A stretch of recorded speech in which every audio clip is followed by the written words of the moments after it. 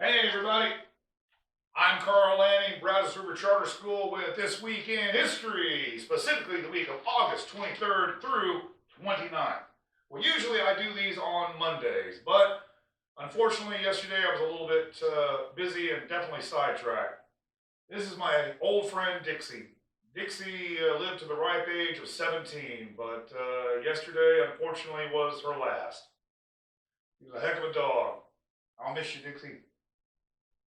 Well, on August 25th of 1835, the first of a six-part series of articles appeared in the New York Sun newspaper that became known as the Great Moon Hoax. Now, these articles were written by a reporter named Richard Locke. The purpose was to increase the circulation of the sun, and buddy, did it ever work. At its height of the hoax, the Sun was selling 19,000 copies a day, which made it the largest daily newspaper on planet Earth. Now, Locke made it all very, very believable. He said that the discoveries had been made by Sir John Herschel, who was a leading astronomer at the time, using a fantastically large telescope of his very own design. He described, over the course of 6 articles, he described forests and fields of poppies, shimmering blue seas and mountains. The best of all, though, was the animal life. He described small one-horned bison. He described blue unicorns, horned bears, two-legged beaver that walked upright, used fire, and lived in wooden homes. And most shockingly were the human-like batmen who flew around and had been observed in conversation. Now, eventually the hoax fell apart upon investigation by doubters. The astronomer Herschel himself initially was amused by the entire thing. He thought it was hilarious until he started receiving hundreds of letters and he had to explain how it was all just a hoax made up by some reporter.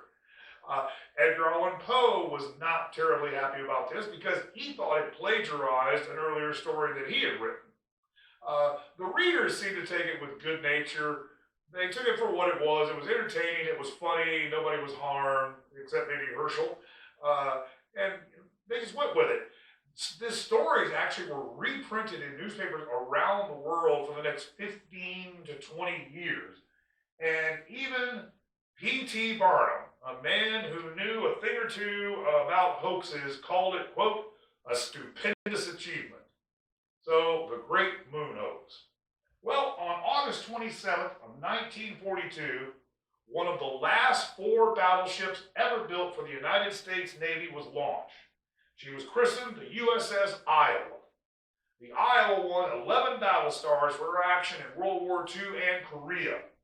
In the 1980s, she was refitted with cruise missiles and other modern equipment and put back in commission, and she was finally decommissioned in 1990.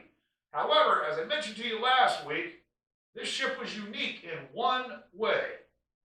It was the only U.S. Navy ship ever to have a bathtub.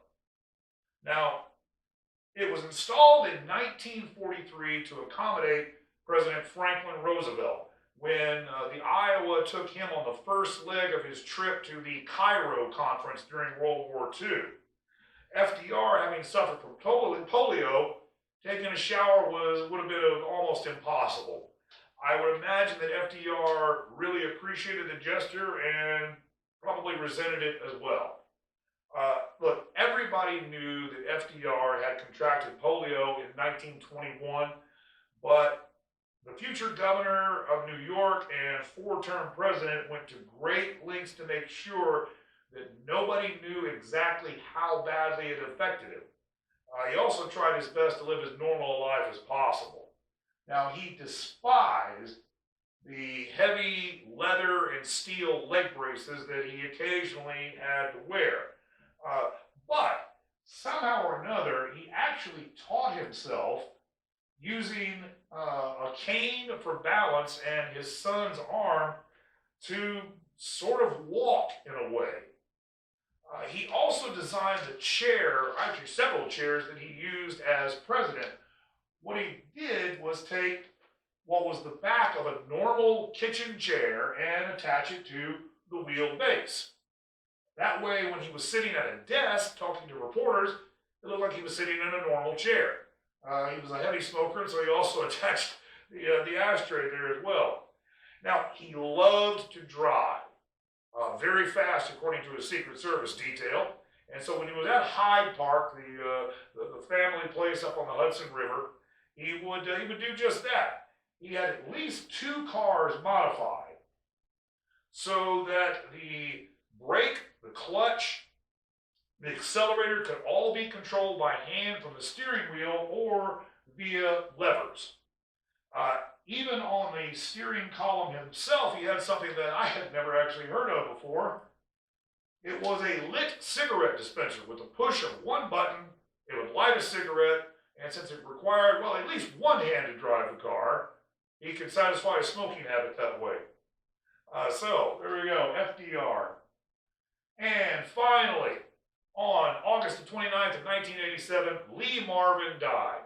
Now, Lee Marvin is best known as the actor who starred in such movies as The Big Red One, Cat Ballou, The Dirty Dozen, The Man Who Shot Liberty Valance. There are many, many others. But during World War II, he enlisted as a Marine, and while during the Battle of Saipan, he was severely wounded in the buttock, the leg, and his foot. While he was recovering, he wrote a letter to his brother asking him to, quote, "Tell Mom to sell the outhouse. I won't be needing it." I was always impressed by Lee Marvin, though, is that when he died, he chose a regular soldier's tombstone, a man with his fame. So Lee Marvin, a man who played tough guys in the movie and really was a tough guy. Well, that's it for this week, but just to let you know what's coming up next week. We will find out why this medal was made, and I mean specifically this medal. Thank you for the time. I'm Carl Lanning, Brazos River Charter School, and we look forward to seeing you right here next week.